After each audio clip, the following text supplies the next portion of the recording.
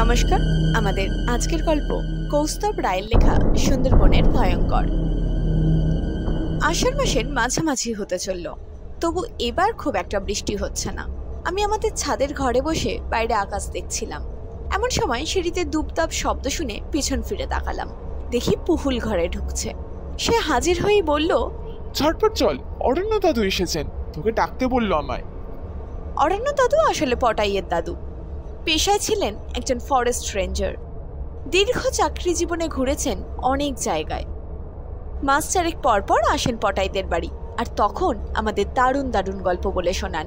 এর আগে যখন এসেছিলেন তখন সমুদ্রকরের এক জমিদার বাড়ির দারুণ এক ভৌতিক অভিজ্ঞতা আমাদের শুনিয়েছিলেন। পটাইদের বাড়ি পৌঁছাতে না পৌঁছাতেই বড় বড় ফোঁটায় বৃষ্টি নেমে গেল। বাড়ির সামনের বারান্দাটায় ইতিমধ্যেই পাখিরা এসে উপস্থিত হয়েছে। সজনে খুব খেতে ভালোবাসে এবং যথারীতি একটা চিপসের প্যাকেট থেকে চিপস বার করে খেতে লাগলো। একটা চেয়ার আছে যেটায় দাদু এসে বসবেন। আমি আর পুহুল দুজনে বসার সাথে সাথেই কফির কাপ হাতে নিয়ে অরণ্য দাদু এসে বসলেন। বসার পর আমাদের দিকে তাকিয়ে বললেন, তারপর খবর কি সবার? পড়াশোনা কেমন চলছে? ভালো চলছে দাদু। বাহ বাহ, বেশ। তারপর সজনে, তুই কি নতুন কোনো খাবার পেলি নাকি পুরনোগুলোই জাবর কাটছিস? সজনে চিপস চিবোতে চিবোতেই বলল, আমি কি গরু যে জাবর কাটবো? পটাই এই সময় পেছন থেকে কিছু একটা বলে সজনেকে রাগিয়ে দেওয়ার তাল করছিল, কিন্তু আমরা ওকে মানা করলাম। অরণ্য দাদু কফির কাপে চুমুক দিয়ে বললেন, চল তাহলে তোদের আজ একটা অন্য গল্প শোনাই। তখন আমার পোস্টিং ছিল সুন্দরবনে, চামটায় আমার অফিস। জানিস তো, আমাদের ভারতবর্ষে সুন্দরবনের মতো সুন্দর জিনিস আর একটাও নেই। আমি যে সময়ের কথা বলছি তখন সুন্দরবনে বাঘের উপদ্রব এখনের থেকে অনেক বেশি। আমার এলাকায় শুধু বাঘ নয়, তার সাথে চোরা শিকারীরাও ভীষণ জ্বালাচ্ছে। কিছুদিন আগেই এখানের একটা বেশ পরিচিত পুরনো বাঘের মৃতদেহ আমরা পেয়েছিলাম। চোরা শিকারীদের গুলিতে বাঘটা মারা যায়, কিন্তু গার্ডরা এসে যাওয়াতে ওরা দেহটা ফেলেই পালিয়ে গেছিল। তা একদিন অফিসে বসে বিকেলে কাজ করছি, এমন সময় একটা গার্ড এসে বলল, স্যার আপনার ফোন এসেছে, বড় সাহেব ফোন করেছেন।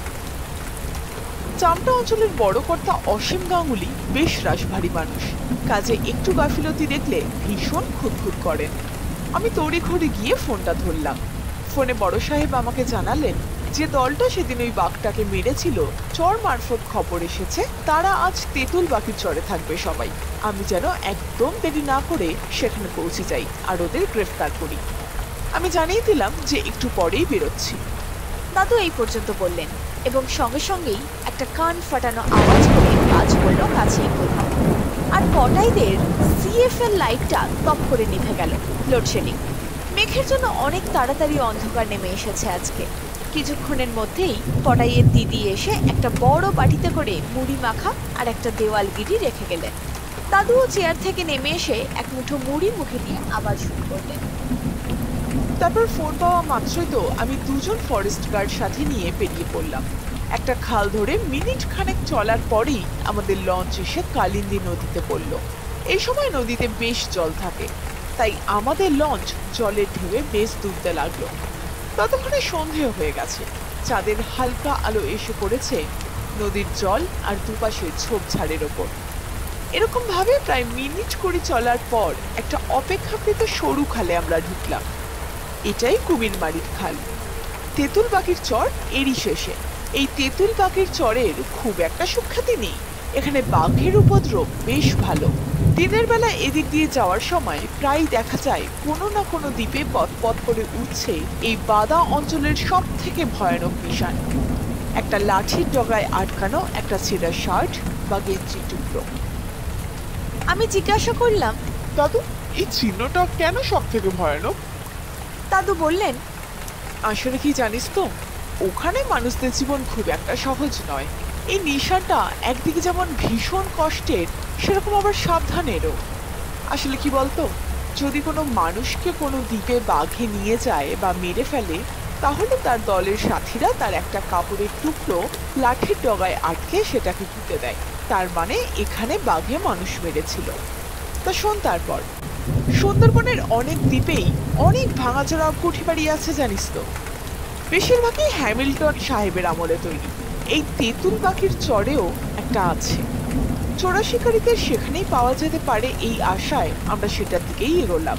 চারিপাশে বুনো হেতাল গড়ানের ঝোপ, আর তার ভেতরেই সন্ধ্যের অন্ধকারে একটা প্রাচীন জন্তুর মতো দাঁড়িয়ে আছে বাড়িটা। দরজা টরজার কোনো বালাই নেই। আমরা খুব সাবধানে যথাসম্ভব শব্দ না করে ভেতরে ঢুকলাম, কিন্তু বাড়িটা পুরো ফাঁকা। চোরা শিকারী কেন, কয়েকটা ইঁদুর চামচিকে ছাড়া আর কিচ্ছু নেই। আমরা এটা দেখে বেশ একটু দমে গেলাম। তাহলে কি আমরা যে আসবো এটা ওরা আগে থেকে জেনে গেল? যাকে এতটা এসেছে যখন, অপেক্ষা করেই যাই। তিনজন মিলে একটা ঘরে বসলাম ঘাপটি মেরে। আমার সঙ্গে যে দুজন গার্ড ছিল তাদের একজনের নাম বিকাশ প্রামাণিক আর আরেকজনের নাম ইসমাইল। বিকাশ আগে ছিল বাউলে, তার একমাত্র ছেলেকে বাঘে নিয়ে যায়, তারপর সে ফরেস্টের চাকরিতে যোগ দেয়। ইসমাইল আমাদের লঞ্চের ড্রাইভার। সন্ধ্যা গভীর হতেই জঙ্গলের চেহারা পাল্টে গেল। বাইরের গাছপালার ভিতর থেকে নানান পোকামাকড় আর ঝিঝির শব্দ আমাদের কানে আসছে। দূরে কোথাও হরিণ ডেকে উঠলে শুনতে পেলাম। টর্চ জেলে ঘড়িটা দেখলাম একবার, 8টা বাজে। এই পর্যন্ত বলে দাদু একটু থেমে জল খেলেন কিছুটা। আমরা তখন সবাই ঘন হয়ে বসেছি। ভেজা ঠান্ডা হাওয়া দেওয়ালগিরির আলোটাকে একটু কাঁপন ধরিয়ে দিল, সাথে আমাদের ছায়াগুলোও কেঁপে গেল। দাদু একটা মৌরি লজেন্স মুখে দিয়ে আবার বলা শুরু করলেন। আমরা তো বসে আছি, আর বিকাশ মাঝে মাঝে জানলা দিয়ে উঁকি মেরে বাইরেটা দেখছে। আমি তাকে মানা করতে যাচ্ছিলাম। আমার মনে হলো বাইরেটা বড্ড বেশি চুপচাপ হয়ে গেছে। সব পোকামাকড়ের আওয়াজ যেন চলতে চলতে টুপ করে বন্ধ হয়ে গেছে। ঠিক সেই সময় আওয়াজটা শুনতে পেলাম আমিও। বাইরের জলের ছলাৎ ছলাৎ শব্দ ছাপিয়ে আমাদের কানে এলো একটা অস্পষ্ট ফ্যাস ফ্যাসে কণ্ঠস্বর। কে যেন হাহাকার করে ডেকে যাচ্ছে। বাবা, এই তো আমি, তোমার গদাই, আমার কাছে এসো বাবা। যেন আমাদের আশেপাশের হেতাল গড়ানের ঝোপের ভিতর থেকে হাওয়া সেই আওয়াজটাকে আমাদের কাছে ঠেলে পাঠিয়ে দিচ্ছে, যেন তাকে দিতেই হবে, না দিয়ে তার একদমই উপায় নেই। ইতিমধ্যে বিকাশের দেখি মুখ চোখের ভাব বদলে গেছে। সে একবার বাইরের দিকে তাকিয়ে কাকে যেন খোঁজার চেষ্টা করলো, তারপরেই দাঁড়া গদাই, আসছি বলে ছুটে বেরিয়ে গেল ঘর থেকে। সঙ্গে সঙ্গে দেখি ইসমাইলও সর্বনাশ, স্যার শিগগির আসুন বলে বেরিয়ে গেল। আমি বাইরে এসে দেখি অন্ধকার অনেক বেড়ে গেছে। সমস্ত দ্বীপের সবকিছুর মধ্যে থেকে যেন ওই একটি অশরীরী কণ্ঠস্বর তার সেই ডাক আমাদের কানে পৌঁছে দিচ্ছে। বাবা, এই তো আমি, আমার কাছে এসো বাবা, এসো। বিকাশের পিছনে যেতে যেতে আমি ইসমাইলকে জিজ্ঞাসা করলাম, গদাইকে? আর বিকাশ ওরকম ভাবে বেরিয়ে গেল কেন? ইসমাইল বলল, স্যার, গদাই বিকাশ তার ছেলে, ওকে বড় মামু নিয়েছিল গত বছর। এ বেগও ভূত স্যার, তাড়াতাড়ি চলেন, নইলে বিকাশ দ্বারে বাঁচানো যাইব না।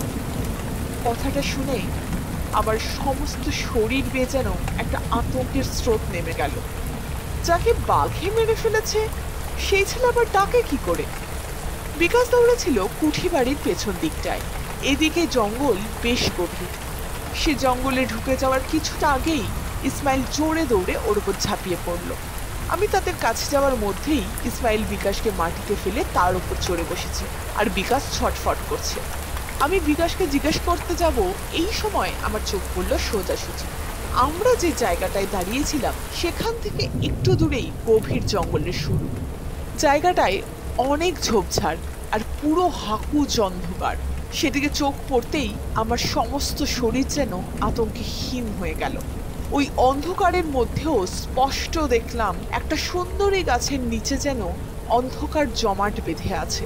ঘন মিশকালো অন্ধকার দিয়ে তৈরি একটা আদিম কুরুর অপার্থিব ছায়ামূর্তি আমাদেরকে দেখছে। আমাদের আশেপাশের সেই ডাক তখনও অবিরাম ভেসে বেড়াচ্ছে বাতাসে। ইসমাইলও মনে হয় সেই মূর্তিকে দেখে একটু অন্যমনস্ক হয়ে পড়েছিল। সেই সুযোগে বিকাশ তাকে এক ঘুষিতে ছিটকে ফেলে দিয়ে উঠে দাঁড়ালো। আমি তখন নড়তেই পারছি না। পা দুটোকে অসম্ভব ভারী বলে মনে হচ্ছে, যেন এ আমার নিজের পা নয়। আমার ইচ্ছেতে এ কিছুতেই নড়বে না।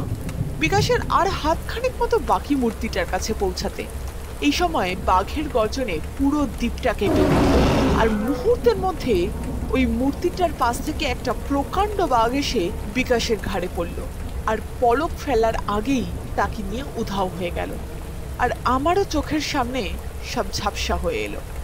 আমরা সবাই তখন ওর গায়ে ঘেঁষে বসেছি পুরো। দাদু থেমে যেতেই সবাই বলে উঠলাম, তারপর তারপর জ্ঞান ফিরলে দেখি ইসমাইল খাল থেকে জল এনে আমার চোখে মুখে জল দিচ্ছে।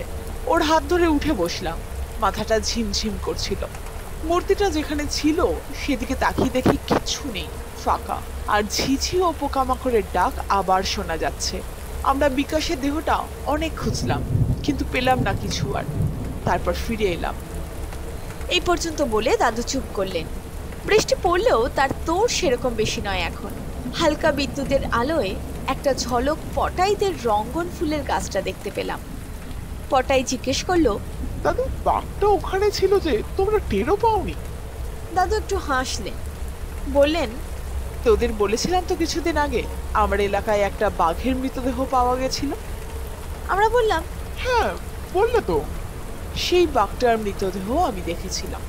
বাঘটার লেজ ছিল না, হয়তো কোনো লড়াইতে বা চোরা শিকারীরাই হয়তো কেটে নিয়েছিল।